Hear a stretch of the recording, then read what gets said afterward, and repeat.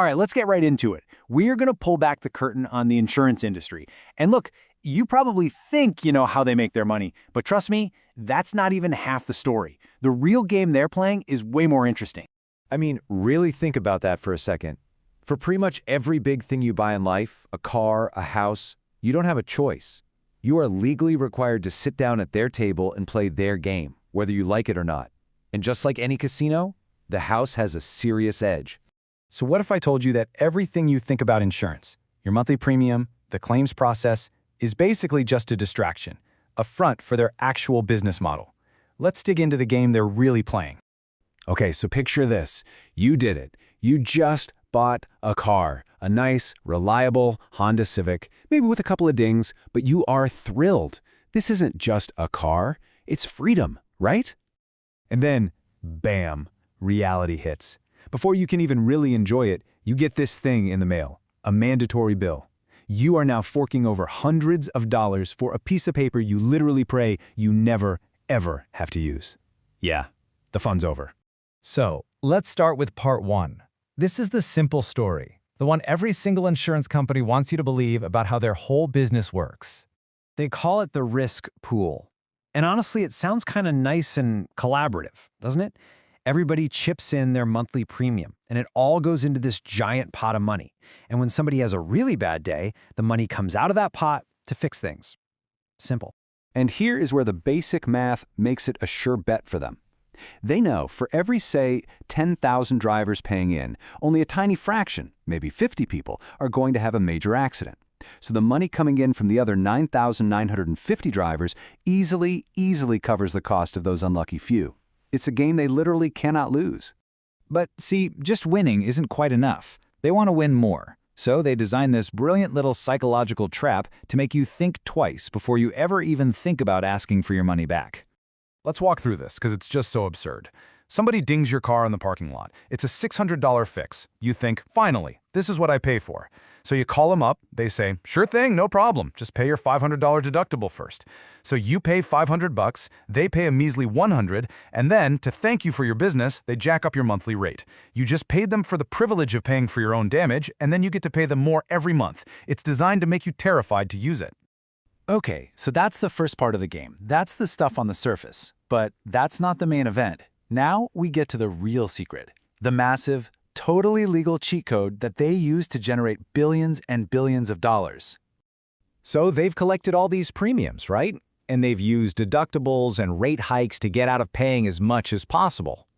This leaves them sitting on a gigantic pile of cash. Your cash. So what do they do with all of it?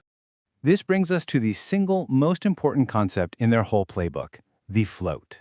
This is all the money that they're holding, your premium money, in that period between when they collect it from you and when they might, maybe, eventually pay out a claim. For a big company, we are talking about tens of billions of dollars just floating around. And here's the punchline. They don't just let that money sit in a bank account. Oh no, they invest it. Stocks, bonds, real estate, you name it.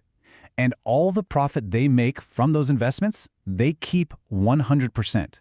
All of it. You are literally paying them for the privilege of letting them use your money to make themselves richer.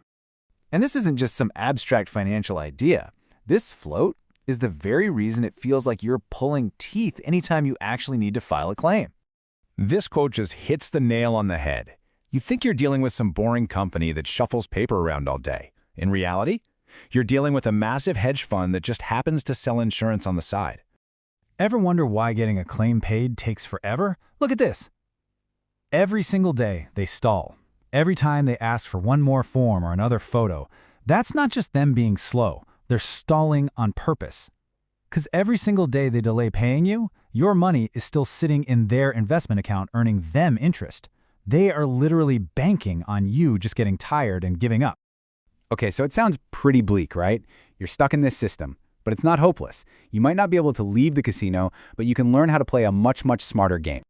Just look at this comparison. On the left is their plan for you. You pay a super high premium every month for a low deductible that they've made you too scared to use. On the right, that's your new plan. You flip the entire script on them. You build your own safety net.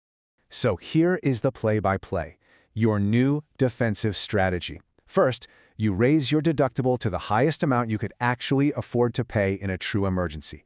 That is going to immediately lower your monthly premium. Second, you take all the money you're now saving every month and you invest it, and just like that, you are building your own personal float. Now you only file a claim for a true, absolute catastrophe. This all comes down to a really crucial mindset shift. You have to stop treating insurance like it's some kind of maintenance plan for life's little dings and scratches. It's not. From now on, you treat it like a last resort safety net for a genuine disaster. That's it. Because when you build your own float, you take back control. You are no longer paying a company for some false sense of security. You're building real, actual security for yourself. So there it is, the real business model of insurance. It was never just about risk pools. It's about using your money as free capital to fuel their investment empire. So the question is, now that you can see the whole board, what's your next move?